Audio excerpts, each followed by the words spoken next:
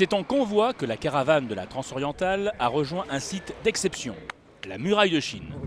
Les autorités chinoises avaient parfaitement préparé cette arrivée et c'est sur cette autoroute entièrement réservée à la Transorientale que l'ensemble des concurrents ont rejoint la muraille de Chine à 80 km de la capitale, Pékin.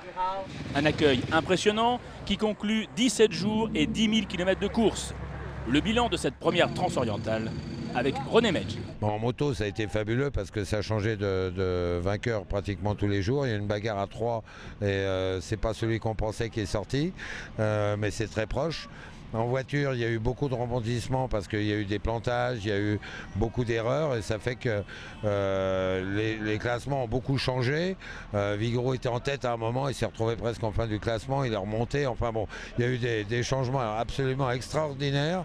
En voiture aussi, on a un beau vainqueur. Le défi, c'est surtout les concurrents qui l'ont réalisé parce que je leur avais fait un tracé particulièrement difficile et ils sont tous sortis, ils sont tous ravis et ça c'est ma grande récompense. La grande récompense d'un organisateur, c'est de voir ses concurrents avec le sourire et surtout comprendre qu'ils ont traversé 3 des plus grands pays du monde et surtout la Chine avec un accueil absolument exceptionnel malgré les problèmes des Jeux Olympiques, malgré le tremblement de terre avec ses 100 000 morts, malgré les inondations. Et ils nous ont même autorisé à rentrer des hélicoptères français pour la première fois sur le territoire chinois. Donc rien que pour ça, chapeau à la Chine. C'est une grande leçon que la Chine donne au reste du monde. La Transorientale, ça veut bien dire ce que ça veut dire.